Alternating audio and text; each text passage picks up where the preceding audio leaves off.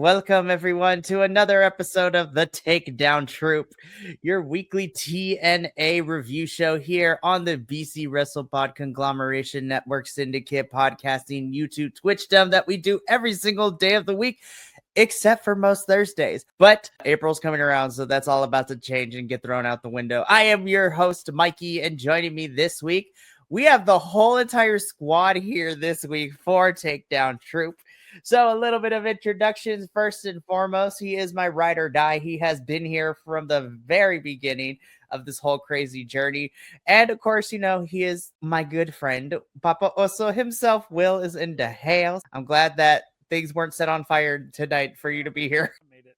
Barely, but I made it. Barely, but you are here. I am so happy that you are here. And then, of course, going from the day one to the newest one, but back, he got a call back. This is his second rodeo. He figured, watching a pay-per-view was kind of crazy to jump head first into all of this. And now we did the reverse. We gave him all the stuff and he figured, I want more of this. So back with a vengeance. And of course, a new friend of mine, but a very dear one in the short span of time that we've known each other. Mr. JT is in the house. Welcome back, my friend. Apparently, you thought we weren't crazy enough. They're like, you know what? Do this again. Yep. Can't 3-count me yet. Sorry. Gotta start the puns now, or who knows when they're gonna show up. But thank you guys very much for having me and giving me the call back. Oh my goodness. I'm super excited because we are now officially on the road to Rebellion. I mean, it was this week that we just got, within the last 48 hours, we just got announced 2 matches for Rebellion, which we'll talk about as we go through the show. But before we get into all the total nonstop action that was TNA wrestling from this week, just a little bit of the boss man doing boss man things. If you like what you see here and you want to be a part of some more behind the scenes stuff, like maybe you're interested in the report cards we do for the TV and the pay-per-views. Maybe you totally want to see out of context clips that will totally not come and bite us in the butt when we try to apply for jobs or, when we become internet famous. And then the sign of making it is when the internet wants to cancel you. Just kidding. Please don't cancel us. We're still fairly young. But in all seriousness, if you want to see the fun that we have, make sure to follow us all over the social medias. We are at BC WrestlePod on anything and everything we could get our hands on a Facebook, a Blue Sky, Instagram, Threads, TikTok. We have a Patreon. We have merchandise. We do not have a Snapchat, but, depending on how things go, stay tuned for that. Not saying no, but also. And then, of course, just say hi to us. If you feel free to leave comments in our videos, leave comments during the live streams. We love to interact with folks. We have a couple of folks who pop in ever so often. Shout out to the newest homie, Agent Lo-Fi on CMLL, who is a very fond of Lucha Libre and has become our 4th unofficial host with his knowledge and his appreciation of Lucha Libre. So please feel free. If you are shy, that is okay. You know what? Hey, we welcome everyone and anyone. Wrestling is for everybody. In the words of Brian Zane, like what you like, don't be a dick. Words I live by every day. But with that out of the way, let's actually talk about why we're really here. And that is this past Thursday's episode of TNA Wrestling, which took place Thursday, March 27, 2020. This is the last of the El Paso tapings that they did the night after Sacrifice. And then we have taping coming up tonight and tomorrow night, which is going to be all the taping episodes leading into Rebellion, which makes me super excited. Thank you, TNA, for doing all that. But let's kick things off with what opened up TNA this week, which, by the way, we had a lot of knockouts action this episode, which I was really happy to see. So we kicked things off, though, with a non-title tag team match in the knockouts division. We have our newly crowned champs at Sacrifice, the House of Elegance. So Ash and Heather by Elegance, with, their concierge, George Iceman, by their side, taking on from NXT, whom I am calling Chemical X because we don't have an official tag team name, but these are the Powder Puff Girls of NXT in Gigi Dolan and Tatum Paxley. So, of course, as somebody who also reviews NXT here on this channel, it made me super happy to finally see Gigi and Tatum back on any form of television screen. especially in the ring, because it's been quite a while. The last time these two were in action is when they teamed up with Shotzi almost a month ago, and then we haven't seen them ever since. now we know why they've been gone from NXT television. So it was great. And then, of course, I love the House of Elegance as new champs because it is just different. And I actually thought this was a really fun match. I will say, I love Gigi and Tatum's finisher, which I think is called Into the Grave, I believe is what they call it. But of course, you know, shenanigans aside, things happening, the House of Elegance win this match. So I'm actually going to go to Will first because I have lots of questions for him since he wasn't here for the sacrifice review. So 2 questions, Will. Number 1, what do you feel about Ash and Heather becoming our new Knockouts Tag Team Champions? And number 2, what did you think of the match between the House of Elegance and Gigi and Tatum? Well, first of all, I'm extremely excited that the House of Elegance is holding on to the belts. I am super thrilled because you know me, I love me some Ash by Elegance is one of my favorites. And I am so super excited that they are now our belt holders. And I think they represent them very well. I think it's a fun, you know, one of the things about wrestling sometimes, especially like championship belt matches or, you know, champions in general, is sometimes I think they take themselves too seriously. And I love that. I think it gives Knockouts Tag Team Championship sort of a fun run now. What was it? My brain just shut down. Sorry, guys. Anyway, it's whenever I see like other companies doing these sort of fun runs with, like, one of the things is like Noam Dar and Metaphor when they were the Heritage Cup champions. They are super silly. If you don't know Metaphor, you are sad people. But when they came out dressed up in different themes every single week, like it was a safari one week, then they were the Matrix. Like it was ridiculous. Exactly. And I think that like with Ash and Heather, it's so quirky and fun that, and you know, and of course the match was a good match. I enjoyed it. And the ending was fun and funny. And, you know, I hope, and I really, really do hope that they hang on to these belts for a little while so we can kind of have that fun again. Because I sometimes I just think we take championships too seriously, or, you know, they're like, oh, that they can't do that because they're not serious wrestlers, that sort of thing. And I'm like, are you stupid? It's about having right. You know, I mean, yeah, you can have those serious rivalries and those really like moments, but you gotta have fun, guys. No, absolutely. Lest we forget, and me and JT talked about this last week during the sacrifice review. The basis of Spitfire and the House of Elegance's match at the pay-per-view was the fact that Spitfire had the House of Elegance be their personal concierges for like 24 hours. Like those were some of the greatest segments ever. It was so much. It must have been a lot of fun to film that. But now I'm going to turn this question to you, JT. Same thing. How did you feel about our opening match and, you know, the stuff that went on afterwards as well?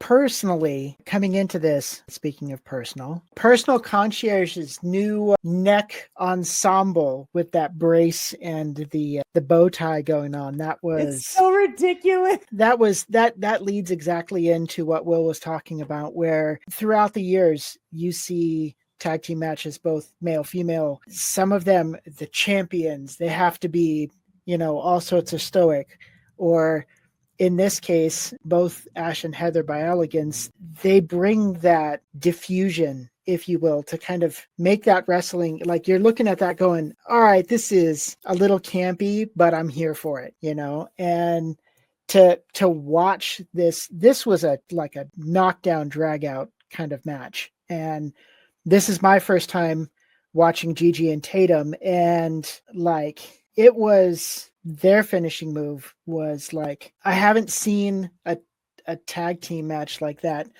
has used a little bit more. I mean, I've seen it before, but like a combination like that to just set everything up. And I was like, I'm liking this. And then your ending, which, Mikey, if you want to, when we're done, you can talk about this ending. Beautiful, like poetry, beautiful. When it was all done, I was like, it is. That's the perfect way to just round this out until they get up towards retribution. Absolutely. And let's just go ahead and talk about it. So House of Elegance does win, and they try to go for a celebration. There's a whole cake and everything. Gigi and Tatum are still out there, and they think, why not? Let's have a great time. This is the kind of camp in my wrestling that I want all the time. So Gigi and Tatum take the candle out.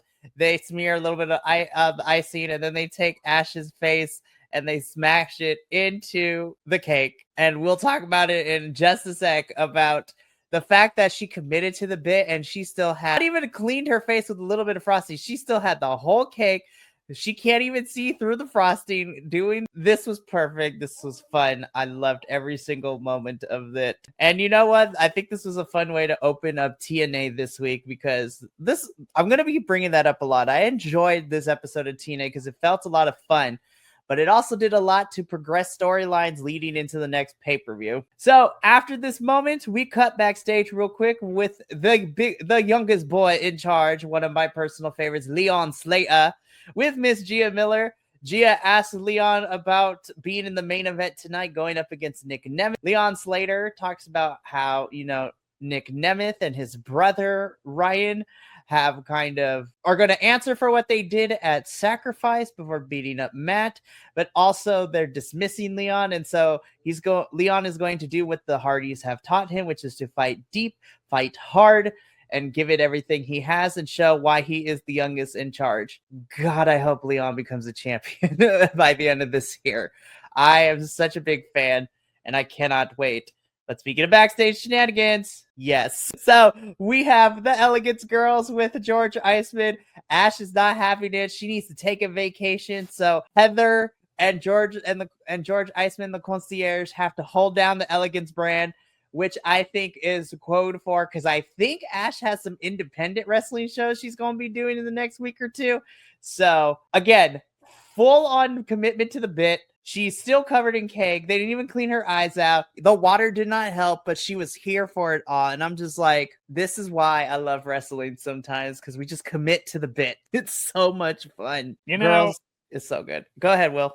It's funny, and I'm just going to get on soapboxes all night tonight, I think. It's so funny when people bitch and moan about things like this, like segments like this. And I grew up in the glory days of the 80s style wrestling where everything was like this. I mean, everything was cheesy as hell and bloody and, probably dangerous in regards to OSHA standards, but it was part of it.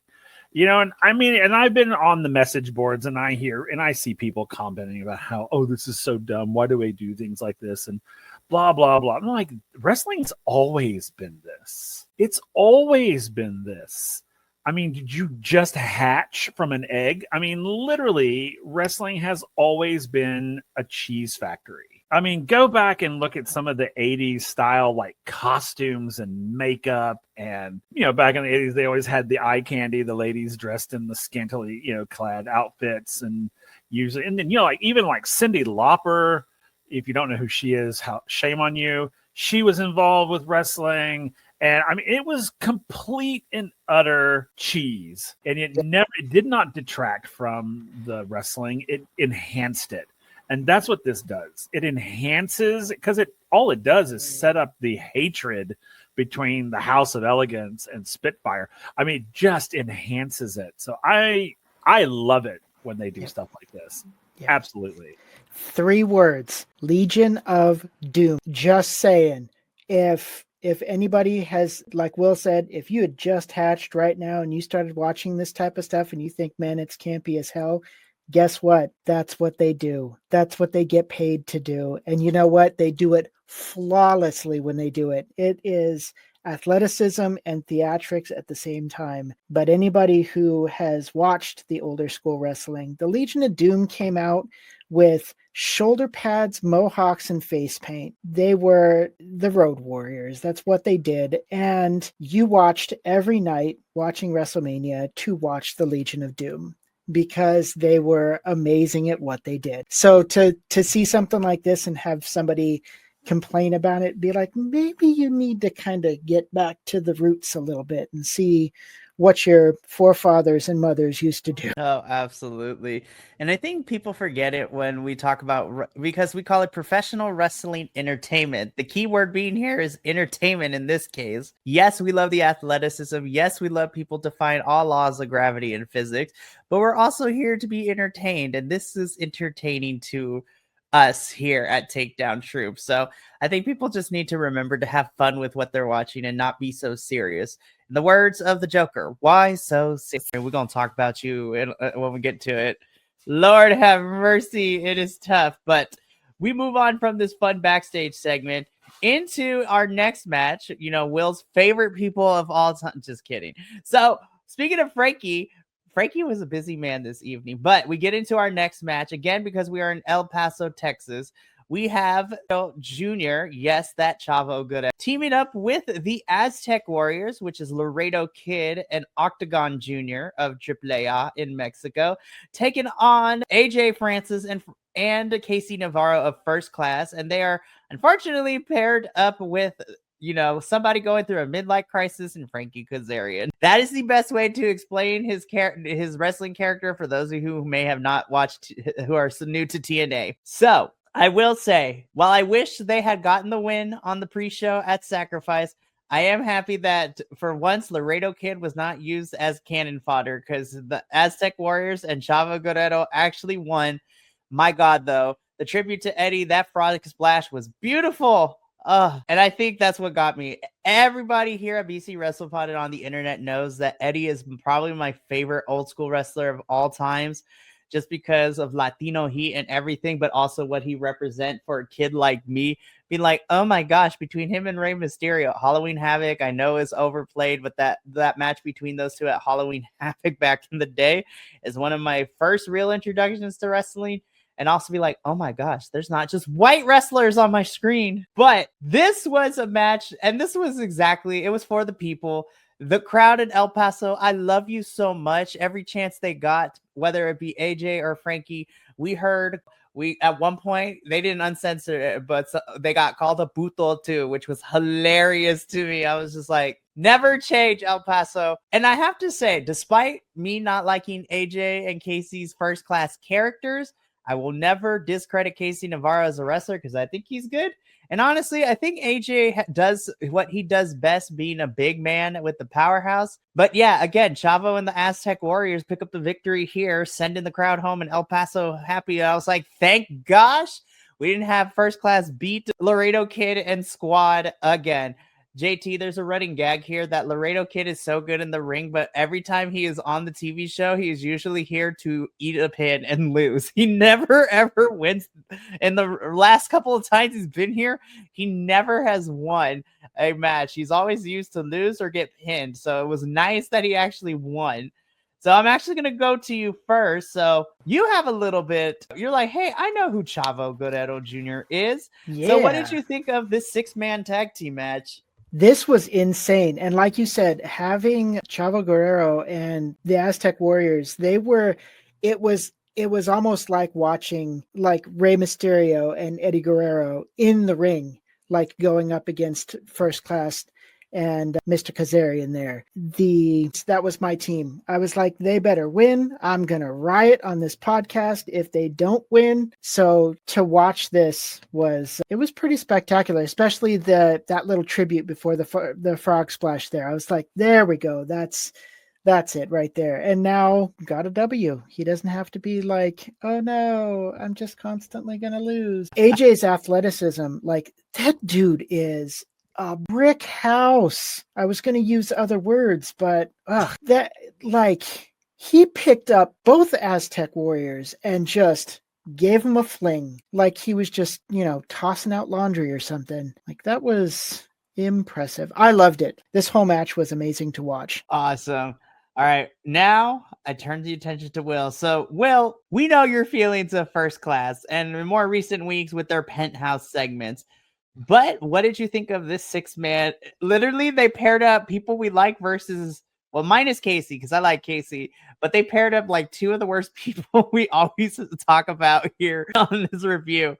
So, Will, what did you think of this match? I thought the match was fine.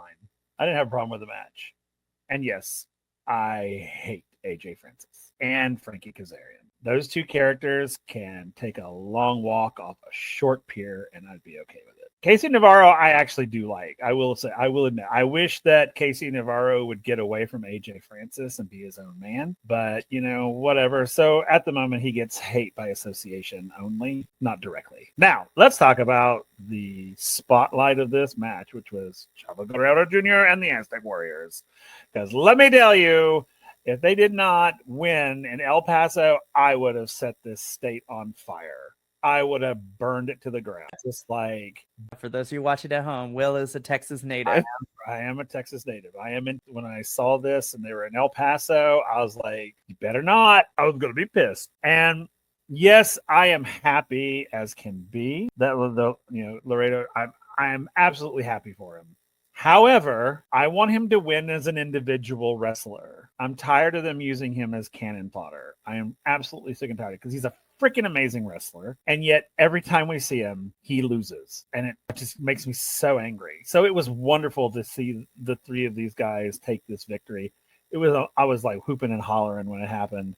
And, anytime that AJ Francis and Frankie Kazarian get their asses handed to them, I'm on top of that. It was awesome to see him in a winning situation for once. And I hope they start using him as a winner as opposed to just props, right? It's really just a prop. And it's so irritating. I hope this means that, because honestly, I would love for First Class and Aztec Warriors to feud, and then for Aztec Warriors to kind of quote unquote get the lick back after losing the pre-show for a sacrifice. But this was a fun match. It definitely had the crowd invested, and it definitely set the crowd home happy with one of these highlights as Chavo and the Aztec Warriors beat First Class and Frankie Kazarian. Frankie, we're going to get to you before we get to our main event down the line. So we're going to put a pin in you. So let us move on to Rosemary. I love her so much, and I had to make sure to include the demon wings as a part of the picture. But Rosemary cuts this pre-tape promo, and of course she does what Rosemary does best, which is of 10 worlds, and that she is putting the Knockouts division on notice that they are coming for them. I'm like, ooh, Rosemary, I want more they. Tell me more. Like, is this they going to be a physical? Because she's been talking about this for a couple of weeks now. And so I'm like, are we going to get someone? Are we not? But the only thing that I will say, and this is nothing against Rosemary and actually nothing against this promo, I just want her to be in a feud that is actually going to continue. We thought we were going to get that with Zaya, and we didn't. I thought Liang Li and her were going to go at it after Liang got misted a couple weeks ago. Didn't happen. So I am hoping that Rosemary will have a proper feud come wherever we're going in 2025. But I love Rosemary. I love this promo. So JT, this is your first real introduction to Rosemary and how her character operates. What did you think of the demon of the night, Rosemary? That was theatrical as hell. This is kind of a new thing for me where they've taken almost like a promotional shot, like a promotional video. Like, it's when she ended up mentioning I kind of sort of did the same thing. Now, keep in mind, I don't really know her that well. This is kind of the starting foray into TNA. But whenever I hear they and they're not doing pronouns, it gets my mind racing. Well, who could it I know a small handful of the women that are in here, but who's she going to team up with? Is she bringing somebody else? Maybe she's going to pull somebody from the NXT. I'm intrigued. Needless to say, and this was an amazing performance. Again, we talked about it earlier, not to go into it in full depth again, but again, campiness and entertainment. I love fun characters like this because it gives you something. It gives you somewhere to go as, an entertainer, as a performer. And, I like Rosemary in the ring. So I'm hoping that for her, we can give her a full feud sometime in 2025. But I'm very interested to see where Rosemary goes from here. This leads us into another backstage segment. So we thought that the street fight between Mance Warner and Sami Callihan was the nail in the coffin. Oh, no. These two, mostly Sami, wants to continue to punch Mance's lights out. So we get this backstage sit down where we have Mance Warner and our TNA digital media champion, Steph DeLander, on one side. Sami Callihan, who is in handcuffs, on the other, because he's not going to be allowed to punch people in the face this time. And we have our favorite deputy of TNA, Mr. Santino Marella, moderating this with a few security guards in the background. This was so fun. This was ridiculous. To me, I think we get something crazier at Rebellion because these two are still going to go at it. And as Will knows, he probably knows what I'm about to say. I need a Monsters Ball match between these two. That is where this feud goes. God, I hope we get a Monsters Ball match because selfishly, I will be there at the pay-per-view. So I want to see that. But I think the feud has kind of escalated to a point where we need to. Also, Steph, what was in that drink? Because it was burning Sammy's face and eyes like it was some sort of chemical burn. Like, what is happening in TNA? Like, how do we get industrial grade strength acid? Like, what is happening? But these two go back and forth. Obviously, things are not done. Sammy still wants to punch Mance's lights out. Mance says that I'm here and I am going to destroy you, Sammy. And Steph's like, you're a loser. It's like, you have nothing to live for. Here, you need a drink, in her like accent and everything. But yeah, this isn't over between Sammy and Mance. So Will, I'm gonna come to you first. We had the street fight at Sacrifice, but these two have been continuing to fight since then. Where do you think this feud is going to go? I think it's going to end up in a Monsters Ball. It is. There's no way it's not. If it doesn't, I'm going to be very disappointed because they're building it to it. I mean, Sami Callihan, come on. He's like, I'll do anything. I'll do whatever as long as I get to destroy you. I mean, truly. I mean, we've seen Sammy. Sammy's been he's been a little cray-cray lately. And I think that, and with Mance and Steph and their sort of gothic emo take on things, I think a Monsters Ball would be perfect. I think Monster Brawl it out, baby. Just like, I want to see maybe, some blood here and there, maybe some other things. Yeah. Monsters Ball is so much fun. Okay, so JT, really quickly before I turn to the question to you. So we know that there's some weird stipulations and some weird rules when it comes to these made up matches, right? I think Monster Ball and TNA takes to the cake because just how dramatic it is for no reason. Okay, so in a Monsters Ball match, the participants in the match are locked away in a dark room with no food and water for 24 hours. Or is it 48? It's one of the two. Not really, but literally, like when the matches start for these things, they let them out of the dark room. And so then they do the light is so bright kind of thing. And then it's just when they get in the ring, it's all hell breaks loose. We have seen thumbtacks, cinder blocks, chairs, tables, ladders. We saw a jackhammer at one point. Like, it is ridiculously crazy and violent, but we love it. But bringing it back around, JT, what did you think of the segment between, Mr. Death Machine himself, Sami Callihan, and the Southern psychopath, Mance Warner?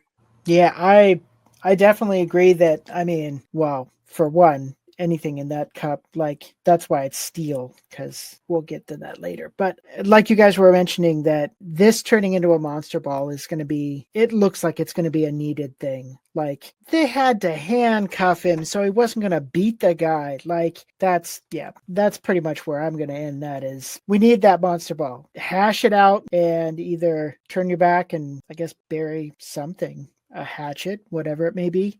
But this needs to go hard real soon. It really does. Also, I love that Mance is technically the wrestling proxy for Steph, since she still can't, she's not cleared to wrestle quite yet. But I love that Mance is the proxy for her, where she's like, yeah, I'm gonna fight in her place. What now? Like, it's great. Oh my goodness. Give me a Monsters Ball match, TNA, please. All right, so we have more Knockouts action to talk about. In another non-title match, we have our TNA Knockouts champion, Masha's taking on NXT's JC Jane. And dare I say, she was really good. So when she was on the apron, that kick, she put some power in that. She swung her leg back and she kicked Masha square in the face, and Masha sold that very well. I was like, you go, JC. This is a lot harder than I thought it was going to be. JC and Masha kind of brutalize each other. And I'm gonna be honest, like, because of the way that JC's character is in NXT with fatal influence, with them being like the pretty mean girls kind of thing, like, I did not expect her to go this hard. But then again, I looked at who JC's opponent was across the ring, and I'm like, listen, when your last name is Slick, you need to kind of go hard a little bit. So to summarize everything, Masha does what she does best, and she brutalizes women. JC, you were a pleasant surprise in this match, and you were equally as brutal. This was great. We're going to talk about what happened afterwards, though, because I'm worried for Mrs. Slamovich over here heading into Rebellion. But I'm going to come to you first, JT. Masha versus JC. What did you think? So I've kind of got one of those things where I'm like, every time, like, now this is Masha's one of my favorites when it comes to some of the women wrestlers that are here. And to watch this fight was kind of insane because there was a lot. I like to go from kind of the technical side of things when I watch this, and they were just punches, kicks, suplexes everywhere. Jace just pummeling the crap out of Masha's face. Like, it was, I'm actually, even, like, no joke, just like rewatching it again, I wanted to be like, this is insane, because a new character, you know, for me, I've never seen JC before, and knowing that she's coming from NXT, like, you know that she's going to bring a lot of that fire and just absolute brutality. Like you said, the ending, we'll talk about that later, that was a surprise. And like you said, it's almost like they're painting a target on Masha's back, and we're gonna see how that goes. Alrighty. Will, going from Masha defeating Cora Jade to now entering a gauntlet with JC, what did you feel about this match? I like this match, and I loved JC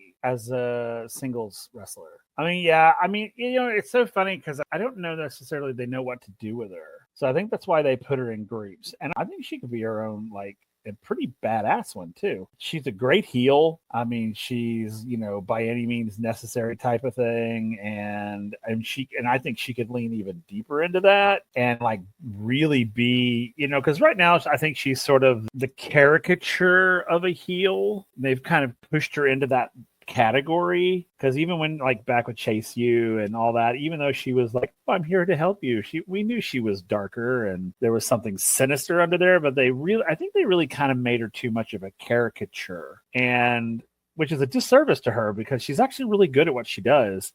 And I think personally, what I wish would happen is I wish JC Jane would step out on her own, completely rebrand herself, just come in as in, I'm here to just destroy the world to watch it burn. I think that would be fantastic. But I really enjoyed this, and I knew what the outcome was going to be, and I was not surprised by the ending at all. Well, let's just get into it while we continue to talk about this. Tessa comes out and she attacks Masha. She gets the better of Masha for a little bit, but then, you know, Masha is no longer champion because I love her. But even putting that aside, I don't know, with how much heat Tessa has from her return and just the controversy surrounding that TNA would bring her back despite her, you know, less than stellar last tenure here in TNA before the pandemic. But I'm worried that Masha's not going to walk out of Los Angeles as the champion.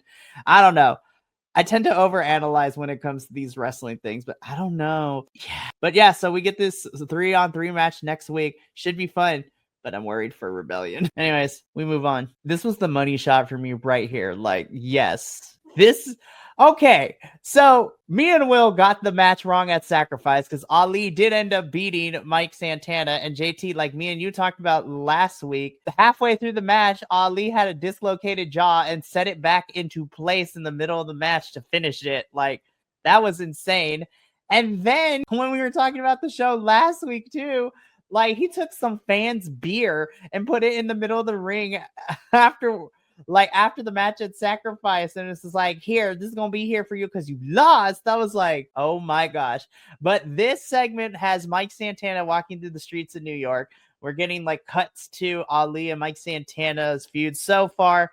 And then we see in Ali We Trust, Ali for president candidate posters. And then Mike just keeps ripping them up. And then we end this with this shot where he takes the thing, rips it in half, and we have half Mike Santana face, half Ali face. Mike Santana is out for blood, and I'm here for it. Again, I know we're barely towards the beginning of 2025, but this has been my favorite feud so far in the year, just because of how good both of these men are. So, no notes. I mean, I don't know. Listen, wrestling feuds, as someone who writes a lot of things, mean a lot to me because I want to see how a story plays out. And this has been my favorite story. Again, with both of you on different occasions, we talked about there had to have been some sort of conversation of Mike Santana and Ali using Mike Santana's 2-year sobriety as part of the storyline. Like on social media a couple weeks back, he posted, his 2-year coin and everything. So there had to have been some sort of conversation going into all of this. And I think they've done a very good job of not, and I know it's taboo to say his name, like Voldemort, he whom shall not be named, but they haven't Vince McMahoned it as, yes, he is now a verb when we talk about wrestling. Like he hasn't Vince McMahoned it where it's been so bad or is overdone or is very problematic. So it's been really nice to see this, and just give me what I want. If I can get Michael Santana at Rebellion, I will be the happiest kid on earth. I'm just saying it right now. But I'm excited. Even in this small moment, we developed the feud furthermore. Loved it. I'm going to be completely honest. I forgot about this match until I put the slides together. I'm like, oh crap, this match happened. Same. I was like, damn it. And it's unfortunate. It's, I'm sorry, but I'm over it. This whole Eric Young thing, I don't know what the hell he's doing. First of all, this whole thing should have ended after Josh Alexander left. I mean, this whole faction thing should have just fallen out all way on the wayside, and bring the Northern Armory or Saint and Center out as an actual like tag team and let them do their thing. But now they're still like in the background. I mean, even in this picture, it's like, what the heck are we doing with these guys? I mean, they did not get the call back to be Casey from the Ninja Turtles. I don't know. I'm over it. I'm over this whole Eric Young and thing. I'm so done with it. And we talked about this before, Will. I think my biggest issue since Eric Young took over, since Josh left back in February, is that I don't know the motivation as to why Eric Young wants Steve Maclin to join them. Like, he's like, the only thing he's been saying is because I respect you and we're friends. That's not enough motivation when you're trying to start a cult, you guys. Like, what is happening? Now, if it comes out that Eric Young's like, I want him on my side because I want to manipulate him, I want to control him. Like, if Eric Young perceives Steve Maclin as a threat down the line and he wants to nip it in the bud before it becomes a bigger problem than it already is, then I'm here for it. But he hasn't given me indication as to that's what his motives are. And that's my biggest issue with this character version of Eric Young, is that the motivation is very unclear. And they're not doing enough showing or telling in this matter of what we are doing. And I agree with you, Will. I think Northern Armory should have been like dismantled and just have Sinner and Saint be a tag team. Now, Am I happy that they're going to be in a tag team match next week? Yes, absolutely. Because I think they're an incredible tag team. But these two have not gotten a chance to actually showcase why, because they also wrestle on the independent scene, why they are Defy Wrestling tag team champs. Like, they are so good, but TNA is not utilizing them. And unlike the women's tag team division, where it's only like 2 teams right now, you have 4 or 5 men's tag teams right now, with the Hardys being one of them. Like, there are so many things that you can do with them, and you're just having to be cronies to Eric Young. And I don't even, going back to our previous conversations, I don't even know why Eric Young suddenly turned into a heel. And we still never got an answer. Never got a lead up to it. There was no indication for it. It was literally like, oh crap, Josh Alexander's leaving. What can we do? Oh, I know. Let's just pick random Eric Young to take his place. They kind of look like each other. Boom. And it would be like, the audience will never know that we switched them out. Ooh. Listen, not all bald-headed Canadians are the same. I know. It's just so, I don't get it. That's why I'm so done. I've mentioned this before. Like, if I don't have something to hold on to, if you don't give me something to grab onto, I'm just going to ignore you. And that's kind of what I'm doing with Eric Young and the Northern Armory. I just ignore them because there's nothing there for me to hold on to. There's nothing for me to go, oh, yeah, they're amazing heels, or, oh, no, why did he turn like that? I mean, it's got nothing. So until they give me something, I don't care. I did the same thing for Sacrifice. I saw them and I was just like, what is, okay, all right, you guys are gonna, okay, go ahead and wrestle. You're taking up like 10 minutes of my time, but all right. So yeah. And it's unfortunate too, because I don't dislike Eric Young, the wrestler, because I think he's a lot of fun and he's good. It's a shame that Ace Austin had to suffer a loss here, but you know what? They want to continue to build Eric Young. I need them to speed up where we're going with Macklin and Eric Young's feud, because like every week, it's one of them is there, the other is not. Like, we need a collision path, like we need something. So I'm gonna talk about some predictions, because if we don't get Macklin and Eric Young either on television in the next couple of weeks or at Rebellion, after Rebellion, I don't want to see this faction continue forward. Like, we need a whole entire Backstreet Boys breakup. Like, bye, go away, NSYNC, leave. Like, it's tearing up my heart. Like, so we shall move on, because our man is on our screen next. We figure out what is next for TNA World Champion, Mr. Joe Hendry. We love him and his blue satin shirts here at BC Wrestle Pod. We love the Scottish man. I'm gonna be honest, this is a really weird segment, but I kind of dug it. First, we get Joe Hendry talking about what's next for him, where he is wanting to be a fighting champion and he's going to defend his thing. Then he gets interrupted by Rockstar Jesus himself, Elijah, who comes out with his guitar. And, you know, they tease the will they, won't they kind of thing. Then we get a You Got a Friend in Me sing-along out of nowhere, which was like, I mean, this is on the streaming platform, so copyrights doesn't exist, apparently. I'm like, I'm sure that song is not public domain, but, covers are a very weird, like, tricky thing when it comes to everything. But, we could talk about that in a little bit. But then, to the bane of all of our existence, the king of TNA, Frankie Kazarian, comes out with a bass guitar. We have a really awkward guitar riff off. Then, some jokes are made. And then we get to the crux of this, where Frankie is trying to have Elijah and Joe Hendry. He's trying to stir the pot to pick a fight between the two of them. Joe and Elijah are having none of it. And they get the crowd's involvement of singing na na na na, hey, hey, hey, goodbye to Frankie Kazarian. I'm telling you, Frankie is going to cash that trophy in at the most inopportune time, and it's probably going to piss me off. Like, probably going to make me mad. He's going to screw Joe over by cashing in that trophy.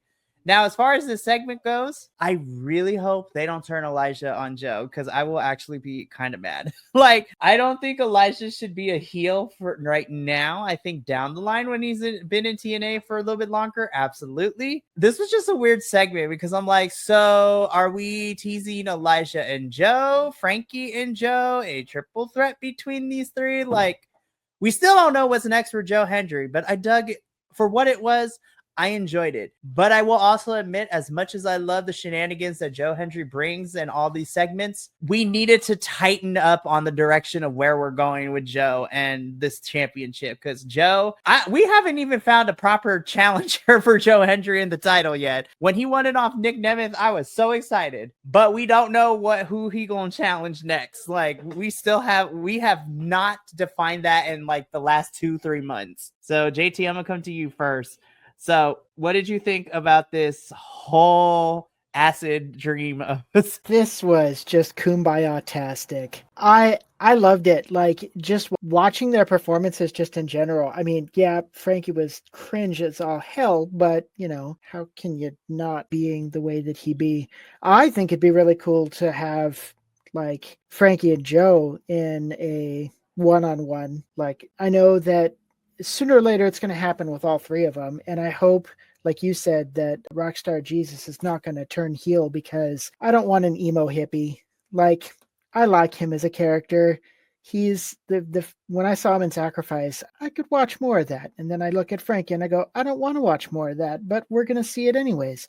That's okay. I think hopefully maybe they might show maybe precursor or tease something next week. So when Rebellion comes in, then you'll have your main event on who's going to take on Joe Hendry. That'd be really cool. Yeah, I'm hoping that within next week or even after that, we kind of need to figure out what Joe's match is going to be Rebellion, because you can't have Rebellion, which is one of the big 4 pay-per-views for TNA throughout the year, and not have your world champion defend that title or be involved in some way, shape, or form. So, Will, same question to you. We know that you are the Joe Hendry fan club and the fan fiction fan club with the spiciness. What did you think of this whole entire fever dream of a segment? Or even just, a face that wants a championship, but whatever he's going to, against Joe. I think it needs to be further down the line, mainly because I love these two. They're dynamic with each other. I kind of really dig that. And, and if Joe loses the title to whomever, I hope these two become a tag team, because holy goodness, aren't they great together? Just even in promo stuff, they just mesh. So much Elijah and Joe tag team would fill the emptiness that Joy left. Hey, but Yuya's doing great in Japan. Yeah. Me and Adolfo get to see him wrestle very soon, so I'm super excited. Yay. But no, I love that. And of course, Frankie Kazarian drives me freaking, I just don't like this character. It's cringy. It's on the verge of being at times very racist. Right. Okay. So I'm glad you said something, because the way that Frankie was talking and how things are coming out of his mouth, I was like, I don't know if I'm not getting a good feeling about this, Frankie. And I'm like, I don't know how I feel about this. Franklin, what are we going to do with you? And he's another one. Going back to what the hell. He's another one that switched so quickly. Remember that whole storyline between him and Eddie? And it was like, okay. So that went on way too long. We agreed. But again, he was the good guy in that whole entire feud. And then as soon as that was done, granted, he turned heel at Rebellion last year on the pre-show against Eric Young. And so I was like, oh, you know what? Heel Kazarian could be fun. And then he turned into a suburban white mom who bitches about everything. And I was like, oh, damn it. We turned him into a Karen, you guys. Gosh darn it. But he switched just suddenly. It just happened. And I'm just like, what? What? And then he became this. And I don't know what this. I don't know if they'll do it soon, but be prepared for me to send you a video of me throwing explicitives if he walks out of Los Angeles as champion. God, there is no way on this earth that they're going to let Frankie Kazarian be that. No, ma'am. I will literally stop watching alt wrestling forever. No, don't say that. That will literally darken my soul. I will. Really turn heel, and I don't think you guys want to heel Papa Oso, because it'll be ugly. While I would be intrigued, I would kind of prefer it not to, if we can help it. I have seen glimpses, and it is. Listen, it was like, as a messy person, I love people going off. Though I don't know if we're quite ready for that, but I do agree. I like Joe and Elijah's dynamic. Don't turn Elijah heel. Frankie's going to cash that thing in the worst time and make me very upset. I would appreciate it if TNA would not do that while I am in attendance live in Los Angeles, because you are going to have a lot of Southern California West Coasters be up in flames. Also, Tessa, do not come out in cornrows. I'm just putting it out there. You are an LA country girl. If you want to see some real cholitas, nah. But I digress. So we move on to what is our main event of this episode. Nick Nemeth versus the youngest in charge, Leon Slater. This was a really fun main event. And I have to say, I think this is probably my favorite match of the night. But partially because I'm biased, because I love Leon Slater to death. But honestly, I think this did two things. It allowed Leon Slater to continue momentum, even in a loss, showing that he is a fantastic wrestler. And the fact that TNA is featuring him more within the last 2 months than they have since he's been here for the last 1.5 to 2 years in the company. This has to lead to him winning a championship. I'm going to put a pin in that, because when we talk about one of the matches made for Rebellion, I think we might see Leon walk out Los Angeles as a champion. But I thought this was great. Leon Slater pulling off his high-flying and fast-paced offense. And Nick Nemeth being like, and I mean this in the best way possible, like you're very traditional, like he studied HBK and all of them as a kid growing up because like the super kicks, he is literally to me a 2025 version of Shawn Michaels. Like the way he wrestles, the way he does everything. Like literally to me, Nick Nemeth is Heartbreak Kid coded, and I'm kind of here for it. And then of course, Nick Nemeth has his younger brother Ryan Nemeth in his corner. Every time he gets on the mic, my big brother. So unfortunately, Nick Nemeth does win here, but honestly, for the storyline purposes, it makes sense, especially what happens afterwards, which we'll talk about. But JT, I'm gonna come to you first. Nick Nemeth, Leon Slater. What did you think of the match? This was I really enjoyed this match too, and like you said, it really did kind of bring that HBK moment when it's with Leon Slater getting tutelage from both Hardy brothers. Like it really was kind of like watching a Hardy brother going up against HBK, and I was totally here for it. Like I think Leon's like you said, he's kind of a new up and comer, and he needs that championship. And I think he's now I've got a couple of favorites, and Leon since Sacrifice has been one of them. Definitely. It was, God, why does Nick's brother just, I want to punchable face. He has a very shaken baby syndrome quality. And I'm just like, I just can't. That guy opens up his mouth and I want to punch my screen. It's horrible. But like the end of this match was like what kind of put the icing on the cake. Like this was an amazing match. And then to be them pretty much setting it up for Rebellion. Oh, this is going to be good. You're going to have, I'm jealous. Legit, Mikey. Yeah. I'm going to be so jealous when you're there. This is going to be an awesome match. So, Will, to kind of give you a little bit of context, me and JT talked about this last week at Sacrifice. He is probably the biggest fan of the Hardys. Like, he is the big Hardy Boy fan. And you know what? Me and Will on occasion have said that since they've come to TNA, I've always loved and appreciated the Hardys because they are a staple in wrestling history. But this current run that they're on, I was just like, I love them more and more every time they come out. So, Will, I want to get your thoughts on this before we talk about some news and matches made for Rebellion. So what did you think about our main event this week of Nick Nemeth and Leon Slater?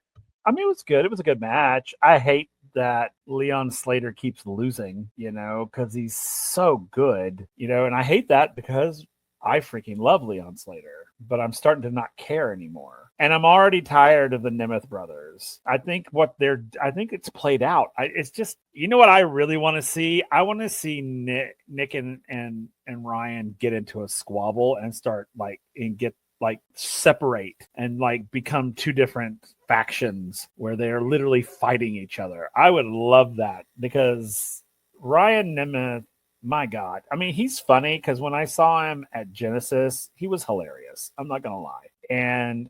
But it's one of you just want to punch him in his throat. It's just it's like, shut up. You're getting on my nerves. And now this whole new route that Nick is taking, I don't get it. I'm kind of like, it just feels pissy, like petty. Oh, you lost the title.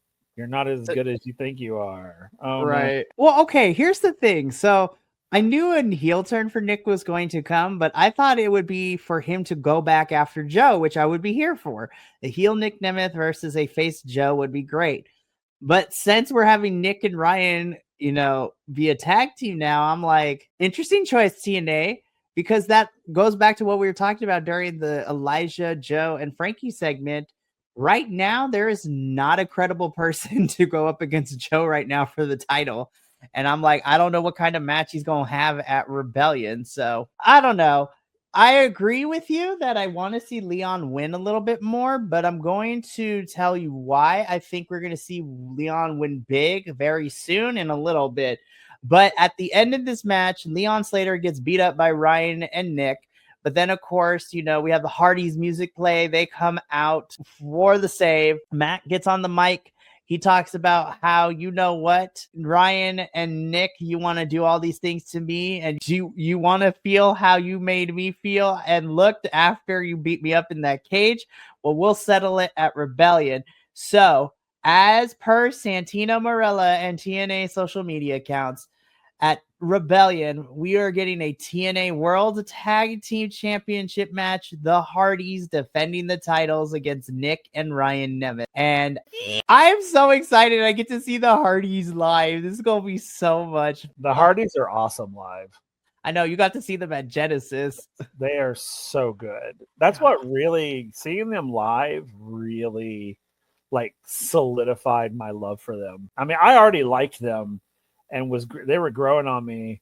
And then I saw them live and I saw them wrestle live and that was amazing. But seeing them after the match, like interacting with the fans, solidified me even harder because they are like really good dudes, like legitimately good guys. You know, they care about their fans. They take the moments. They don't rush past people. You know, they were just great. So yeah, this is going to be great. I love this, and I hope they annihilate the Nemeth brothers. Be kind of interesting to see if, predictions say the Hardys win, and maybe this will be the split for Nick and Ryan. They get pissy at each other, and this is the fallout, and now you see brothers separated in the next matches up to the main event. That would be very interesting, and I love that more than anything. But yeah, the Battle of the Brothers tag teams are happening at Rebellion. My heart wants to see the Hardys retain, but I don't know. I mean, again, we have a couple weeks until Rebellion, so we'll see how this story builds up and how it unfolds. But that ends our TNA episode. But before we go, I do want to go over some quick news. So first and foremost, I know this doesn't mean a lot to most people, but TNA announced that they signed a new wrestler to TNA in the form of Maggie Lee. So for those of you who don't know, Maggie has been utilized over the last couple of months as an enhancement talent when they go through certain cities. So she would wrestle the likes of Masha and some other of the TNA knockouts. And she's also been heavily featured on TNA Explosion, which is like their like online YouTube specialty show where it's like dark matches and stuff like that, the stuff that doesn't get aired on the regular shows. But listen, I have said this from the very beginning since BC WrestlePod came into its inception 2 years ago. I am never going to be upset when any wrestling company signs more women's wrestlers to the roster. And TNA definitely, I want more women's wrestlers on that TNA roster, especially now that we have the likes of Jordan, who is no longer there, and now she's in WWE with NXT, and some of the heavy hitters like last year Trinity making her return to WWE. Like, we need to start. Masha is currently in that Jordan role, but we also want more women to build up that division. So I'm so happy to see Maggie. I can't wait to see what TNA does with her. Honestly, I know a little bit of her pedigree. I think her first feud, if I were to pick, because their wrestling styles are so similar, but they would put on really good matches. I want to see her fight Zaya, because Zaya and Maggie have gone to the same wrestling school. They have trained in the British style of wrestling. Of course, Zaya Brookside's father is a big British wrestling legend in the UK. So I'm excited to see Maggie. But the other thing I want to talk about, which makes me super excited, is that we also have a second match made for Rebellion. Moose will be defending his X Division championship in, at least for our tenure, Will and I have been 50-50 with it. We either love it or we hate it, is the Ultimate X match. So Ultimate X, for those of you who are new, basically there are 4 metallic poles that create a X made of ropes, and the way that you win this match is you have to climb the steel pillars, climb the ropes with you hanging in the middle of the ring, take the title. It's literally like a ladder match without the ladders. The title is sit hanging on that Ultimate X in the air, and you have to shimmy your way to the middle of these ropes, grab it, and land with the championship in order to win it. So champion doesn't need to get pinned in order to lose the championship.